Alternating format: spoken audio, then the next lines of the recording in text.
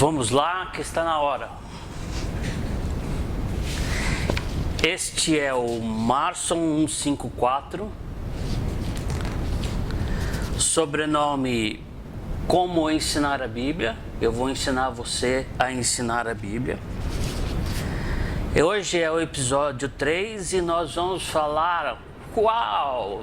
Finalmente chegamos aos evangélicos, já no terceiro episódio, hein? Já estamos nos evangelhos. Patrocínio da editora Trama Editorial, né? Nós vamos conversar mais sobre isso nas outras oportunidades.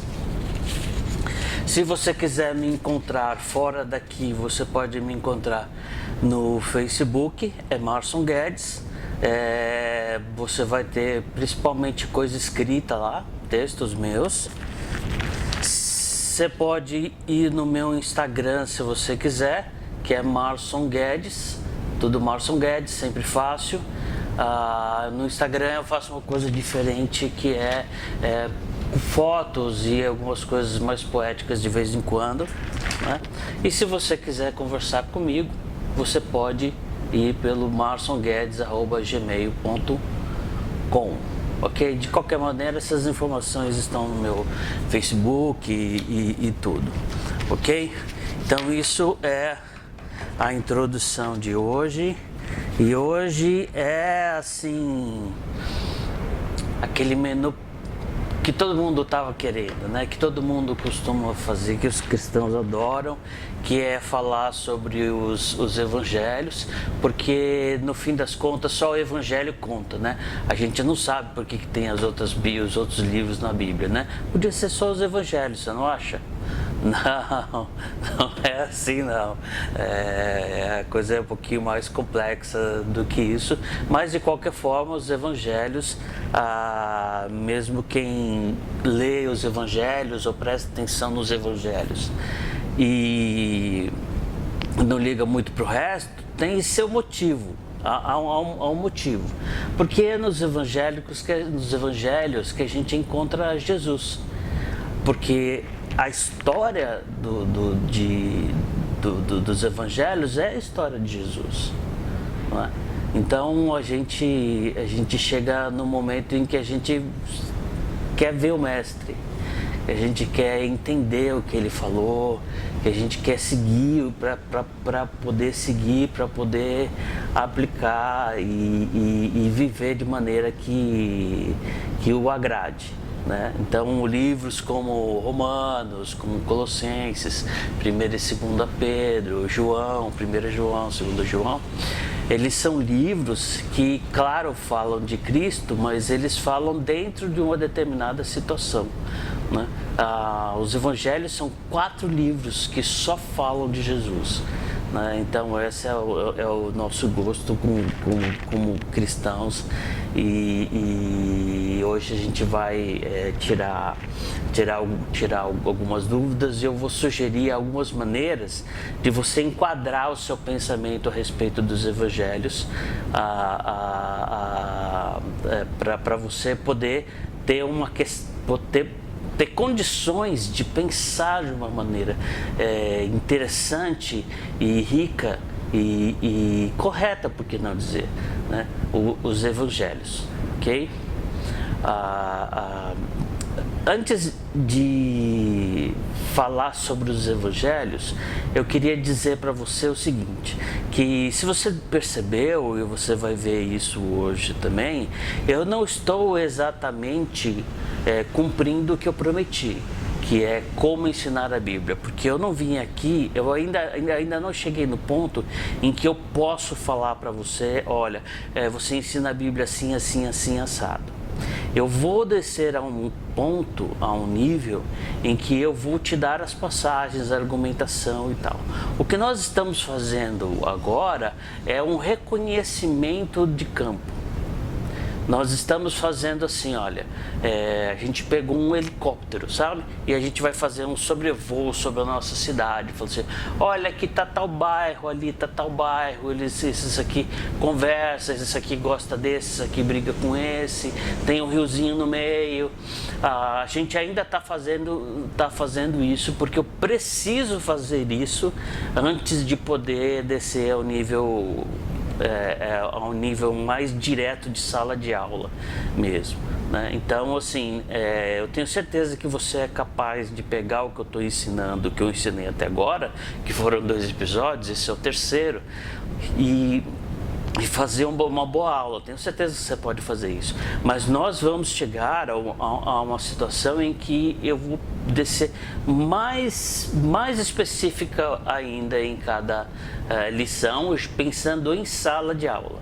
Nesse momento, o que você aprender, você pode usar em sala de aula, mas ainda não é onde eu quero chegar. Tá certo?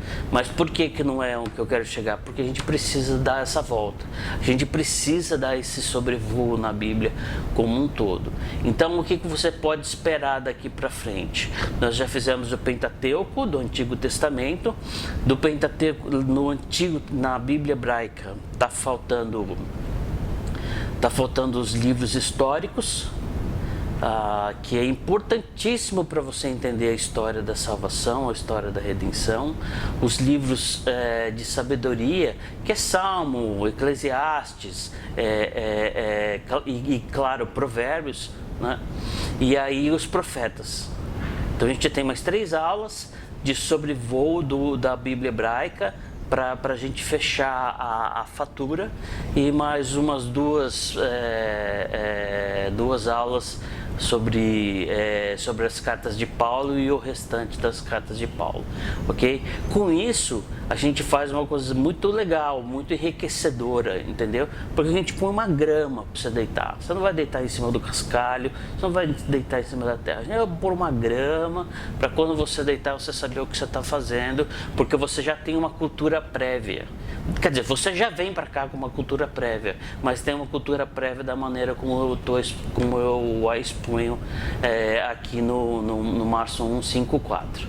Lembrando que esse 154 quer dizer Romanos 15, 4. Capítulo 15, verso 4, que faz a seguinte relação, que o ensino das Escrituras traz para a gente perseverança e esperança. Perseverança porque a vida é longa, apesar da vida ser muito curta, né? A gente ouve isso, muita gente com mais idade falar isso, que a vida é, mas a vida é longa. A gente está falando que no Brasil está falando de 70 anos em média de vida. Você precisa você precisa ter a base e tem muita coisa para fazer. Então aí a gente se acerta desse jeito, tá bom? E muito bem. Para falar dos evangelhos, eu quero mostrar algumas coisas no texto bíblico hoje aqui, e eu quero vamos recapitular aquilo que a gente já sabe, inclusive de uma maneira intuitiva a respeito dos evangelhos. Bom, a gente sabe o quê? Que é a história de Jesus Cristo, Filho de Deus, certo? A gente sabe que Jesus, a crer nos relatos dos evangelhos, é Deus, não só porque ele foi reconhecido como tal, mas porque ele mesmo fez questão de se igualar a Deus, né? Seus maiores inimigos foram os que mais rapidamente captaram essa mensagem, que foram os fariseus. E ele veio para a Terra, o que já transforma a história dos evangelhos em uma coisa já muito esquisita. Porque que eu saiba, que eu tenha conhecimento, não existe nenhuma proposta religiosa, e esse é um dos motivos pelos quais eu sou cristão ainda, que eu nunca me senti tentado a mudar de religião, porque que eu saiba, não há em outra tradição religiosa, né, que apareça um Deus que tenha tido a disposição de se tornar humano, como Cristo. Deus que não depende de nós, não tem nada a ver, não tem nada da sua existência que esteja atrelada à nossa. Ele desceu e se transformou em homem e nasceu de uma mulher. Ele nasceu de um casulo, entendeu? Ele não desceu por teletransporte, né? Do Star Trek. Não, ele nasceu como um homem igual um homem. Ele tinha tudo, tudo como Deus, Senhor de todo o universo, e ele resolveu entrar na nossa história. Então, um Deus se torna homem, com todas as indignidades que isso provoca, todas as fraquezas, e um Deus que é eterno passa a voluntariamente estar sujeito às regras humanas, onde o tempo é uma limitação. Não dá para fazer várias coisas ao mesmo tempo. Então Jesus abriu mão de ser onipotente, de ser onipresente. Ele era Deus, mas ele abriu mão dessas coisas para andar como nós, como humanos, né? E eu gostei muito de uma coisa que eu aprendi com um dos meus mestres, é que a gente considera que Jesus se diminuiu para ser um homem. E eu acho que se diminuiu mesmo. Eu não acho que isso é uma maneira de dizer, eu acho que é isso mesmo. Mas, ao mesmo tempo em que ele se diminuiu para estar do nosso lado, ele também deu como é que eu posso dizer? Ele deu dignidade à condição humana. Então, se Deus pode entrar como humano e habitar entre os humanos e conviver com os humanos, é sinal que ser humano é divino. Você ter uma humanidade, você pode falar assim, teve um humano que era Deus, cara. Você pode falar isso. Então, Jesus se diminuiu como Deus para estar ao nosso lado, mas ele também consagrou e elevou o status de coisa. Ele não viu nenhum problema, não. Ele não falou assim, não, que como humano não dá para ser, não, entendeu? Não, ele falou assim, não, como humano dá sim. Então ele legitimou, né? E o que faz com que eu também tenha aprendido de um outro mestre, uma outra formulação, que é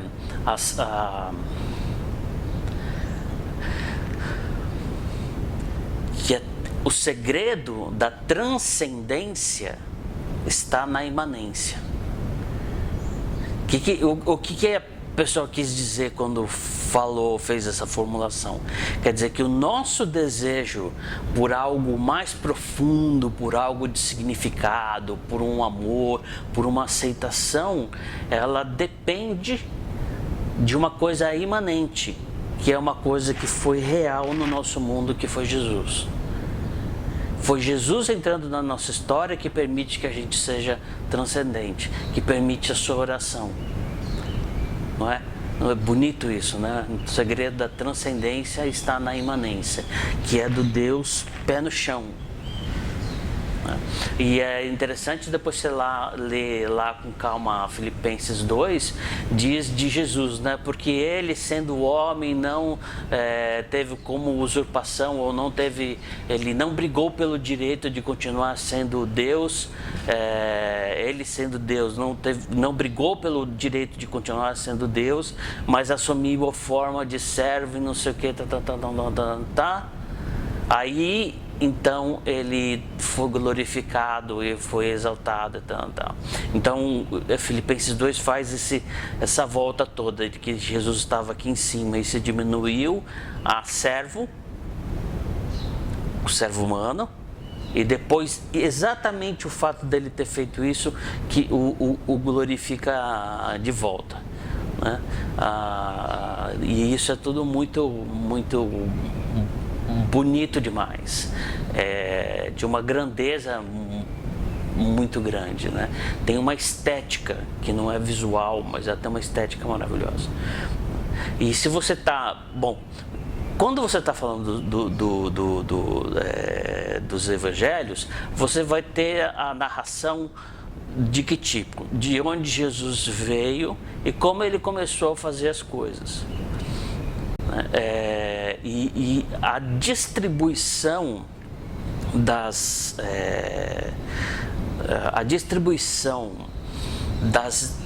trechos da história são muito irregulares. Então não tem assim um capítulo para o nascimento, um capítulo para a infância, um capítulo para a adolescência e um capítulo para a juventude, aí então um capítulo para Jesus na faculdade. Não tem essa coisa. Normalmente você começa com uma história e já vem logo Jesus fazendo coisas já como um adulto, já com 30 anos fazendo as coisas dele. Tem aquela história de Jesus no templo, né, quando ele tinha 12 anos, mas essa é uma exceção. Não é essa a regra dos evangelhos. A regra dos evangelhos é que eles já estão interessados totalmente em ver Jesus atuando, como Jesus foi chamado, como Jesus foi legitimado pelo Pai e assim por diante.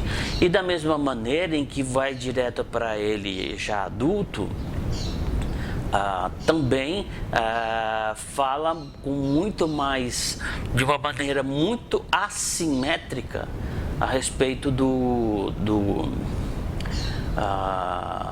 a respeito da morte de Jesus. Então, os 3 últimos dias de Jesus e depois os dias até quando ele ascende aos céus, são, para os evangelistas, eles são muito mais importantes do que muita coisa que Jesus fez. Porque veja, o que está escrito nos evangelhos é muito menos do que Jesus fez com os discípulos. Então vamos pensar assim, que Jesus chamou os discípulos e a gente considera esse que é o início da narrativa, que é quando começam os milagres. Então vamos só supor que seja isso. Jesus fez muito mais coisas com os discípulos, os 12 discípulos, do que a gente sabe. Do que aquilo que os autores dos evangelhos resolveram nos contar. Tá certo? Então, agora, por isso, pensa, você faça esse exercício na sua casa. Você abre o seu Novo Testamento e você vai ter lá os evangelhos: Mateus, Marcos, Lucas e João.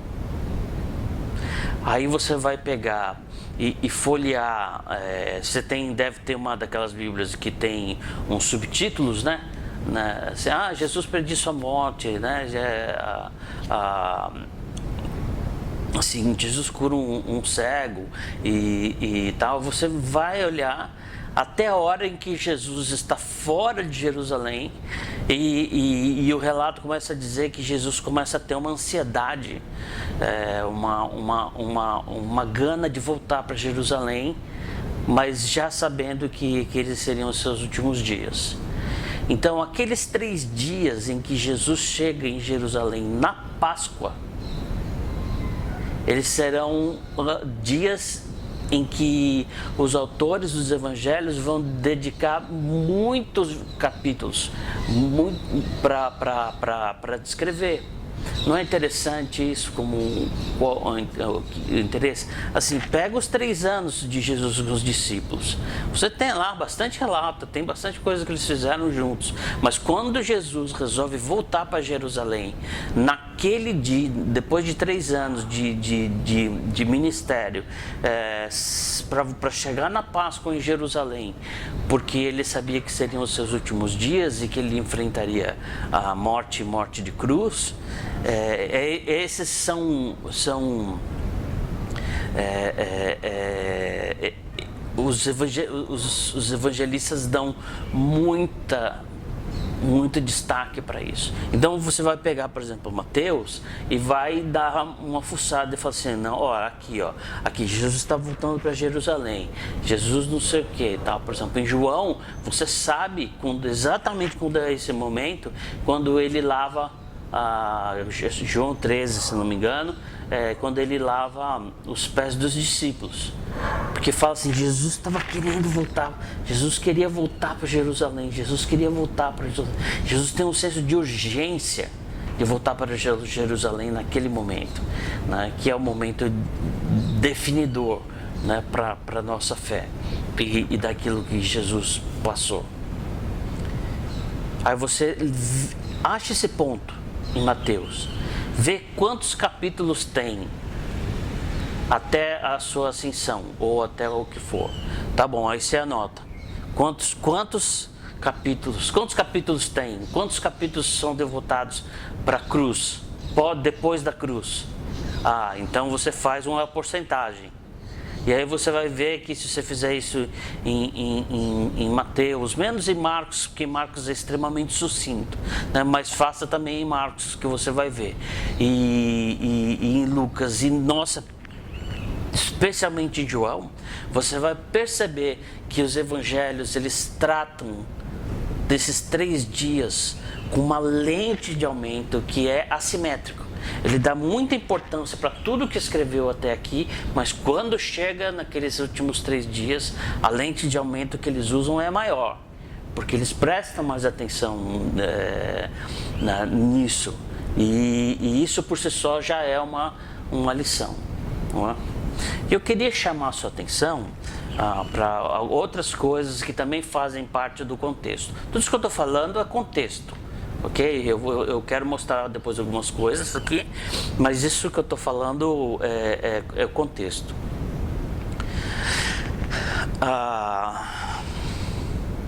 Eu queria muito sugerir para você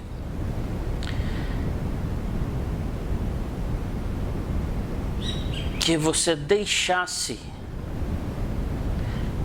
de pensar no Evangelho como uma coisa lógica. O que eu quero dizer com isso? Eu quero dizer assim, como eu já ouvi as pessoas falando, normalmente gente que já tá dentro de igreja há muito tempo, né? E principalmente aqueles que têm relacionamento só com o pessoal de igreja, né? Sabe como é que é, né? Só sai com gente da igreja, só faz programa na igreja, só ouve música de crente, essas coisas que você deve saber mais ou menos como que é. Se você eu queria que você não fosse como aquela pessoa que disse assim, eu não sei por que esses cristãos, esses não cristãos, né, vamos dizer, por exemplo assim, com esses espíritas, eles falam de Jesus, mas eles não falam de Jesus direito. Eu não sei, mas esses caras parecem burros, cara. Está escrito na Bíblia que Jesus é Deus, que Ele é o único Deus, Ele é o único Salvador. Como que essas pessoas conseguem viver sem conseguir enxergar Jesus? Essas pessoas são burras. Bom, nem todo mundo fala assim, né? Vocês são burros para não cristãos. Não é todo mundo que fala assim, mas há muita gente que pensa assim. Se você pensa assim, eu estou convidando você a reconsiderar o que você está pensando. Por causa do seguinte, não existe muita lógica no que Jesus fez, a menos que você pense que é a lógica do mistério do amor. Ó, ok. Vamos pensar um pouquinho melhor. As pessoas que são crentes há muito tempo, elas leem a Bíblia e entendem alguns trechos, ou acham que entendem, né? E elas acham que aquilo faz tanto sentido para a vida delas, que elas acham que quem não concorda com elas e não pensa como elas, estou falando de crente, hein? Então, como elas, são pessoas burras, são pessoas que não têm noção do que é a verdade. E a verdade, ela é tão óbvia, ela é tão clara, que leva a conclusão lógica de que você acha que a pessoa que não saca isso tem menos cérebro do que o resto. Bom, em primeiro lugar, que eu queria que você reconsiderasse, caso seja esse a sua posição, a primeira coisa que eu queria que você reconsiderasse é que nos evangelhos tem uma passagem que é muito clara. A passagem é muito clara. Ela diz: ninguém venha... Não é essa a passagem. É a passagem que eu vou falar assim, que é o Espírito que convence do pecado, do juízo do pecado e do juízo.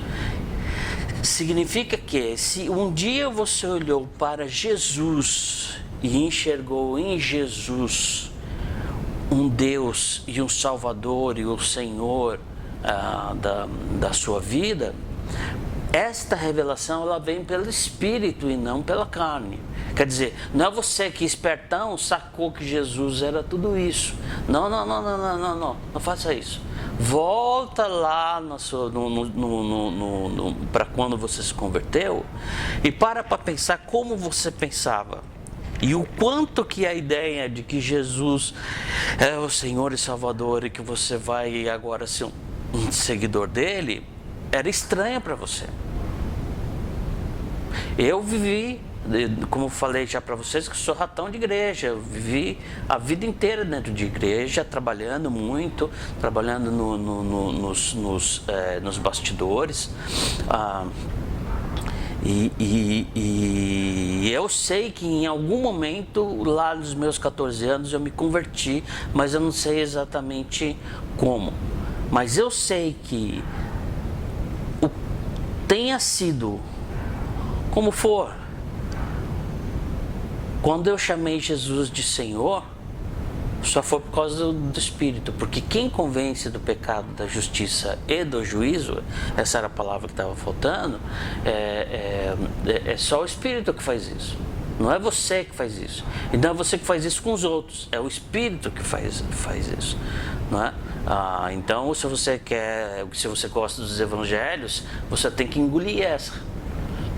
Então baixa um pouco a bola aí com você e tal, porque você não é tão esperto assim. Você não é tão esperto assim, a ponto de você ter discernido Jesus. Se você discerniu Jesus, o discernimento veio do Espírito. Então, baixa a bola aí um pouquinho e faça uma reflexão a respeito disso. Mas tem uma outra coisa que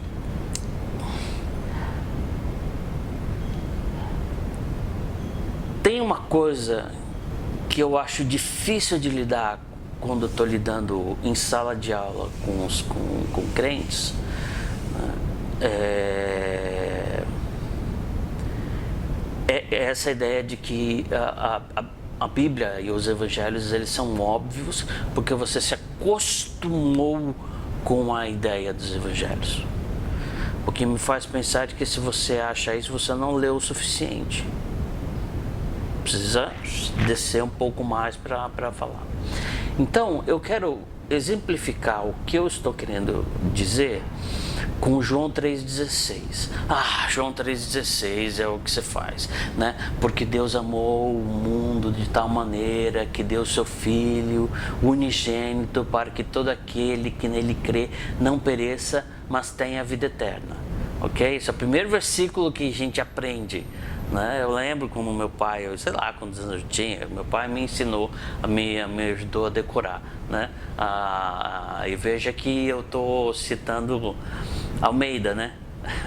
Eu não cito NVI nem nada, eu cito Almeida porque foi como eu aprendi, né? Essas coisas.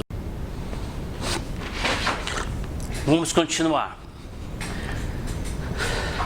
Porque Deus amou o mundo de tal maneira que deu seu Filho unigênito para que todo aquele que nele crê não pereça, mas tenha vida eterna. Então, vamos fazer por pedaços para você ver que não é óbvio, assim, porque Deus amou. Para. Onde mesmo está escrito que Deus tem que amar? Não está escrito em lugar nenhum. Nem em lugar nenhum. Está escrito que Deus ama, é uma coisa. Que Deus tem que amar, que Ele é obrigado a amar, não. Isso não. Então, um Deus que Ele é autossuficiente, Ele não precisa como uma necessidade no sentido filosófico, como uma necessidade, como uma decorrência obrigatória, lógica, de que Ele ame. Ele vai amar se Ele quiser. E o amor dele pode ser do jeito que Ele quiser também. Então, Deus amar, a gente fala isso de um jeito tão comum que a gente acha que isso é favas contadas. Isso não é bem assim. Porque não está claro que Deus deve amar. Ele ama porque Ele é amor. É diferente. Mas Ele não tem que amar ninguém. Deu para entender? Não é porque Ele ama que Ele é obrigado. Ele faz. Porque Deus não é obrigado a fazer coisa nenhuma. Ok? Deus age de acordo com o seu próprio caráter. Esse é o limite de Deus. Esses são os espaços que Deus ocupa. Okay? Então Deus amou o mundo. Não, pera um pouquinho. Assim, como que você acha que é normal que um Deus que vai, tá bom, ok, beleza, Ele ama, mas que Ele ama o mundo, cara? A gente não consegue nem amar uma ou duas pessoas direito, quanto mais o mundo, todas as pessoas que são coisas de amor. Não é muito normal, é uma coisa que sai fora, no sentido de que você pode entender a ideia, mas você não consegue entender como Ele faz isso. Deus amou, porque Deus amou o mundo de tal maneira, então pera um pouquinho, já estava complicado dizer como uma obrigação de Deus, porque não é uma obrigação de Deus que Ele nos ame. Agora Ele está falando de tal maneira, que tem um jeito que Jesus, que Deus ama o mundo, de tal maneira, existe um jeito. E esse jeito é grandioso, de tal maneira que deu. Mas espera um pouquinho. Você já viu? Eu nem cheguei na metade do versículo, eu já tive que parar umas 3, 4 vezes para mostrar para você que isso aí não é óbvio. Não é óbvio. Então, que de tal maneira que deu. Então, veja, não é de tal maneira que sentiu. Isso a gente se enrola muito com Deus quando a gente vai falar das emoções de Deus, da tristeza de Deus, da ira de Deus, que o meu coração se comove, que as minhas entranhas tremem. Essas coisas são um pouco complicadas de você olhar, mas você vai se enrolar muito na medida em que você pensar que amor é como para nós um sentimento. né? Eu amo a minha esposa, porque eu tenho um sentimento que eu preciso dela. Eu tenho um sentimento de que a minha vida com ela tem sentido. E que se ela não estiver na minha vida, eu vou continuar vivendo, mas vai ficar um buraco. Né? A gente pode dizer assim, porque Deus amou o mundo, de tal maneira que deu, ou seja,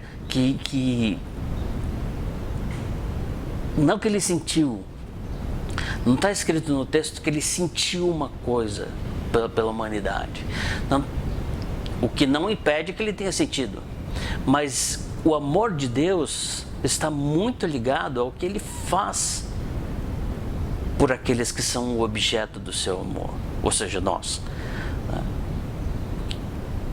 Ele fez uma coisa, porque Deus amou o mundo de tal maneira que deu. Então ele fez uma coisa, ele deu o quê? Seu Filho unigênito. Então Deus, dentro da Trindade, a gente vai deixar isso para outro dia, tem um Filho, um só, não tem mais, só. E ele deu o Filho unigênito, o único Filho que ele tem. Deu filho. Tá. E você acha isso normal? Você acha, por exemplo, normal... Você daria seu filho para acabar com a fome ou com as guerras em Ruanda?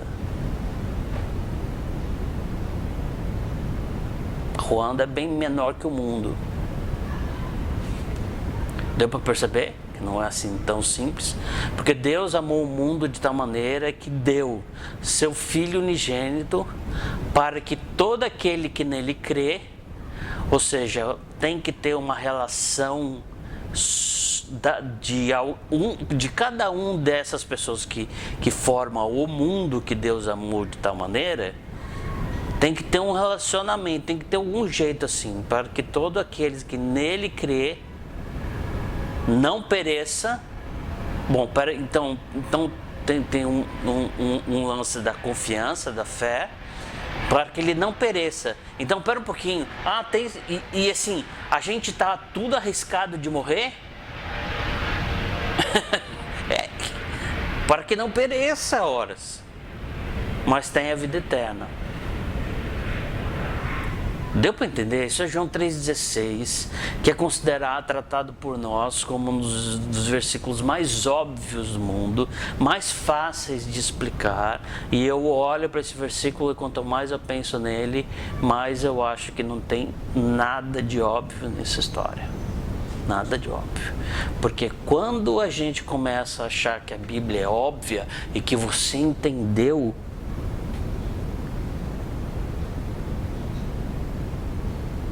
a gente perde a sensação de maravilhamento diante de Deus. Mesmo nos evangelhos que nós adoramos. Gostamos mais do que dos livros históricos, por exemplo. Deu para entender? Então eu convido a você a refletir sobre isso, de que o evangelho não é óbvio. Não é óbvio que Jesus deveria vir. Não é óbvio que ele tenha decidido vir, porque nada o podia obrigar a fazer isso. No entanto, quando ele vem como uma dádiva de Deus, de tal maneira que deu seu Filho unigênito para que todo aquele que nele crê não pereça, porque a morte está aí rondando,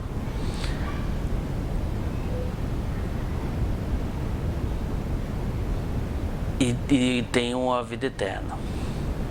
Para entender? Então, por favor, e de novo, lembrem que essas coisas não são óbvias. Por isso é que elas têm que ser reveladas. Você já ouviu falar disso, né? Da revelação de Deus. Então, como Deus se revela?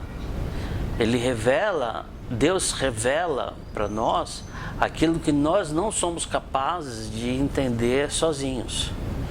Nós conseguimos, por exemplo, olhar uma paisagem da natureza linda, magnífica. Nós conseguimos olhar para isso e falar assim, não, tem que ter um Deus que fez isso. A gente consegue fazer isso, mas é um Deus, não é o Deus da Bíblia. Não está escrito em nenhuma linda paisagem ou em nenhum grande segredo da natureza que Deus é o Deus da Bíblia. Portanto, a teologia natural, aquela que olha para as coisas naturais e tenta depreender um Deus que pode ter criado todas essas coisas, não é necessariamente o Deus da Bíblia. O Deus da Bíblia, que é o amor, que deu seu Filho unigênito, que nos amou de tal maneira, amou o mundo todo. Esse Deus, a gente só sabe dessas coisas porque Ele resolveu se revelar na Bíblia. Percebe? Então, se você não conhece a Bíblia, é inescapável. E eu estou fazendo força para não ser chato com ninguém, entendeu? Do tipo, não leu a Bíblia, hein? Não é isso.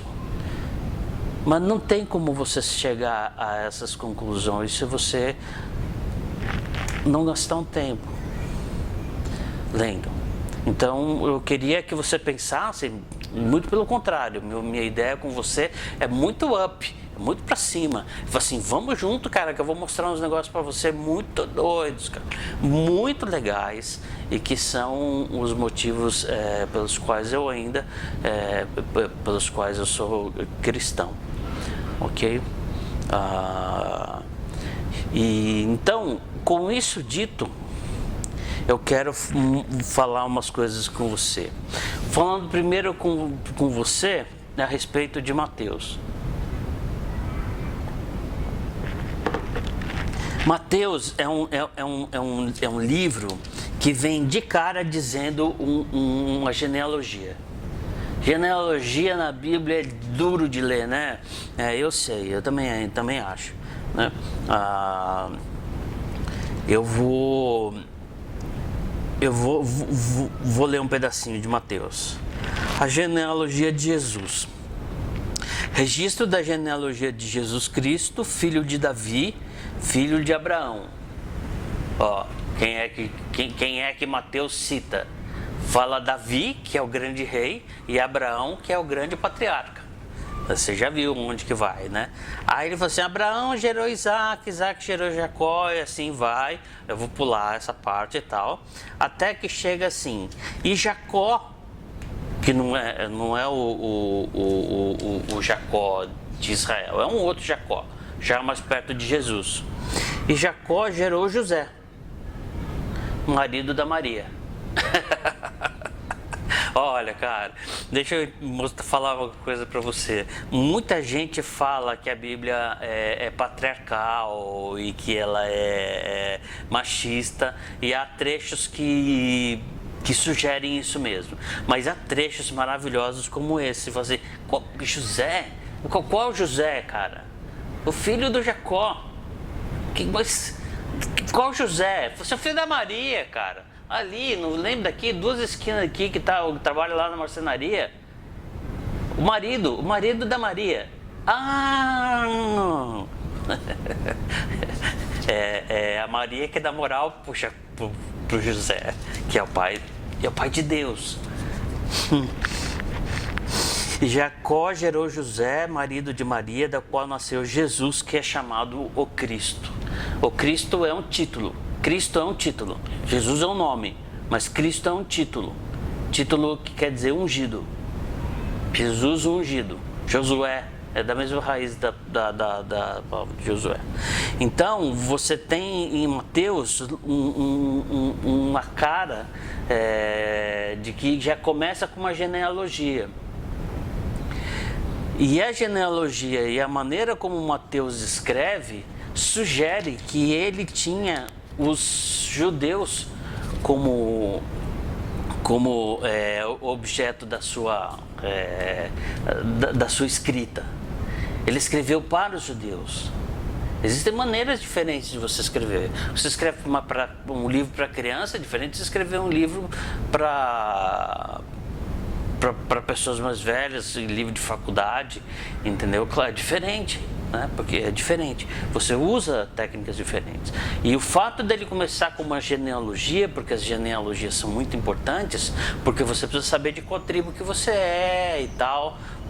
Apesar de que isso se perdeu no exílio babilônico, mas é muito importante esse lance, né? De que dizer que Jesus saiu de Abraão e saiu de Davi, filho de Davi, né? Ele não é filho de José, ele é filho de Davi, e Davi está alguns séculos atrás, né? Entendeu? Então pensa o seguinte: Mateus é um livro que foi feito para os judeus, um judeu escrevendo para judeus, ok? E o que tem de diferente no Mateus em relação aos outros evangelhos é o capítulo 5, 6 e 7, que são as bem-aventuranças, né? Bem-aventurados pobres em espírito, pois dele é o reino dos céus, pois deles é o reino dos céus, bem-aventurados e blá blá blá. E aí tem um monte de coisas que ele fala sobre adultério, divórcio, vingança, amor, julgamento, árvore e seus frutos. Então é esse Sermão do Monte. Quando as pessoas falam assim, Sermão do Monte, elas estão se referindo a Mateus 5, porque é a descrição mais longa e mais detalhada disso. E isso é uma exclusividade de Mateus, que escreveu para quem? Para os judeus. Beleza. Aí você vem, você continua, aí a gente passa para o próximo versículo. Desculpa. Para o próximo autor, que é Marcos, do Evangelho. E ele começa assim, Marcos começa assim, ó. Princípio do Evangelho de Jesus Cristo, o Filho de Deus, conforme está escrito no profeta Isaías, né? Isaías 40. Enviarei à tua frente o meu mensageiro, e ele preparará o teu caminho. Voz do que clamam no deserto, preparem o caminho para o Senhor, façam veredas retas para ele, né? E falando uma profecia a respeito de João Batista e a respeito daquele que vai passar pelo caminho que João Batista aplainar. É isso que acontece. Uma coisa que só Marcos tem é isso aqui, ó. A descrição sobre a cura de um cego em Betsaida, nessa cidade aí, né? Tá certo que Jesus tomou o cego pela mão,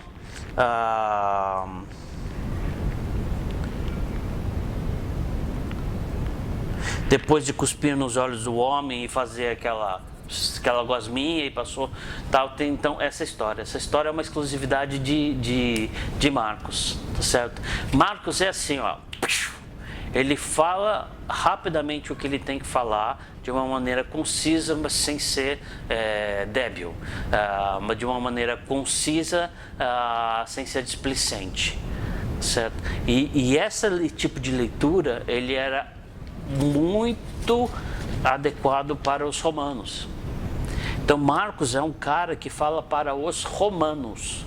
Então o ideal é que um judeu sendo evangelizado leria Mateus e um romano leria Marcos, ok? Lembrando que no caso dos judeus, o cristianismo foi durante alguns anos uma seita judaica, aqueles que são do caminho, o caminho, tá certo? Só depois de Paulo é que o negócio vem para o nosso lado, os gentios, tá certo? Então esse é Marcos. Romanos. Aí você vem o próximo, que é Lucas. Lucas já é um outro cara, né? Lucas é um historiador. Muitos já se dedicaram a elaborar um relato dos fatos que se cumpriram entre nós, conforme nos foram transmitidos por aqueles que desde o início foram testemunhos oculares e servos da palavra. Então, ele, mesmo sabendo que muita gente já fez isso, ele, cara de pau, vai fazer de novo. Ele vai fazer de novo. E ele dedica isso a um cara chamado Teófilo e tal. E se você olhar Lucas, Lucas é cada vez mais reconhecido como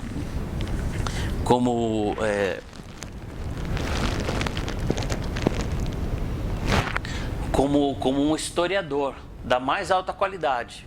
Ele era grego.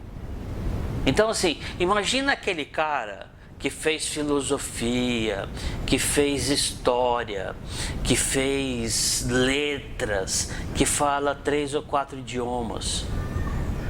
O que ele saberia? O que Lucas deveria saber? Ele sabe hebraico, ele sabe grego, porque ele é grego.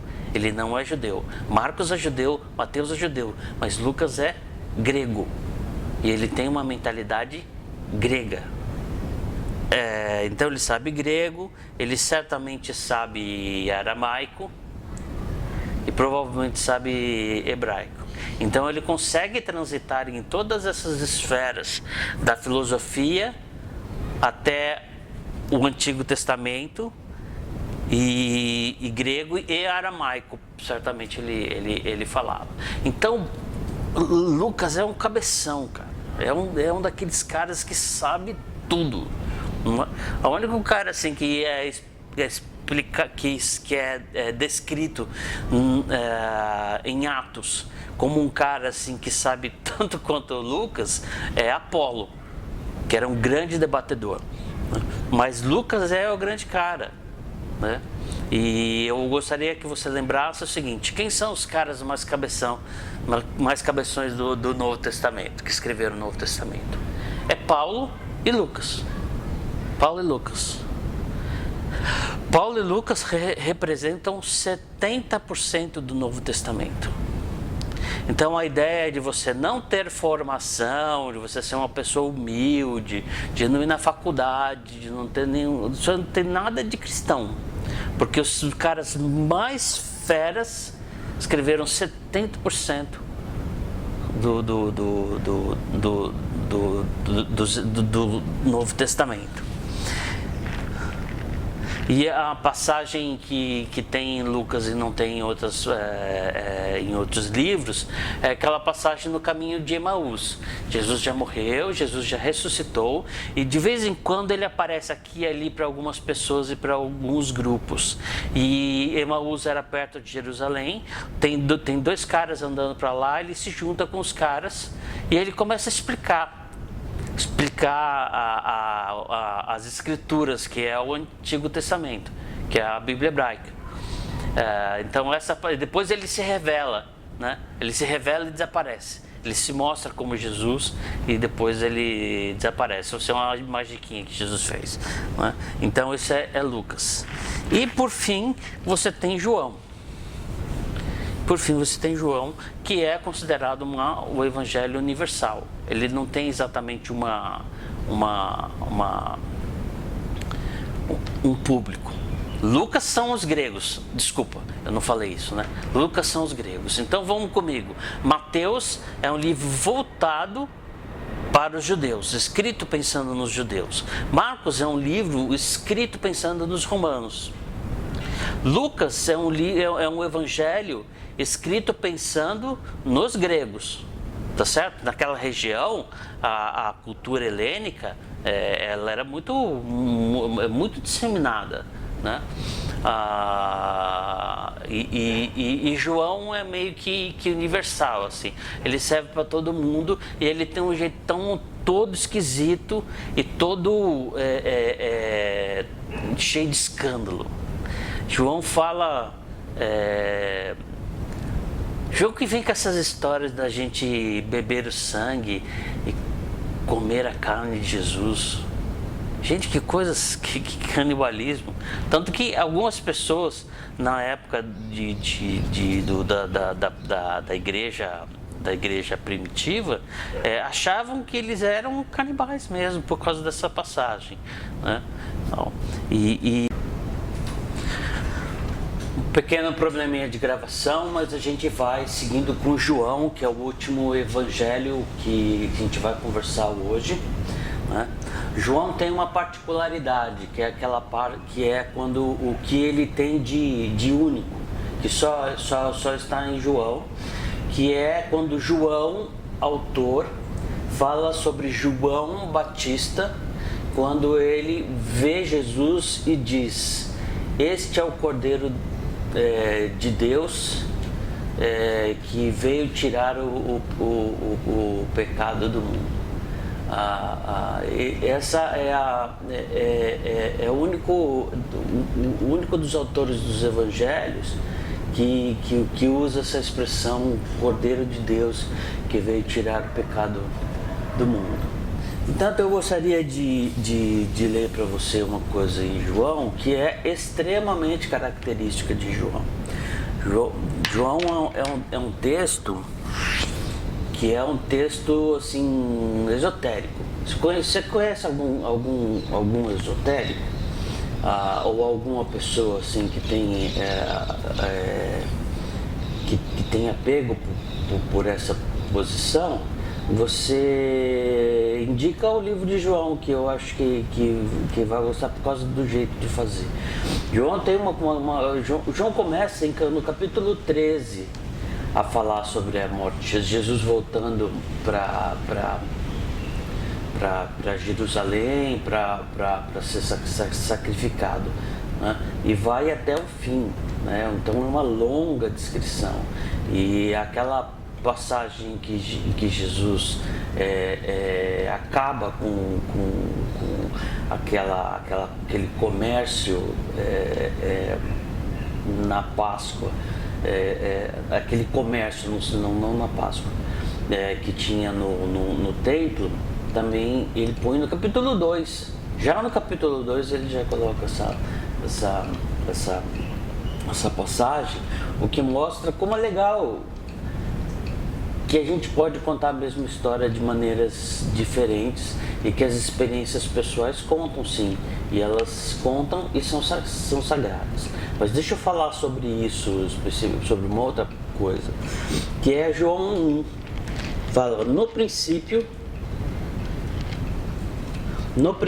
era aquele que é a palavra, ele estava com Deus e era Deus, ele estava com Deus no princípio.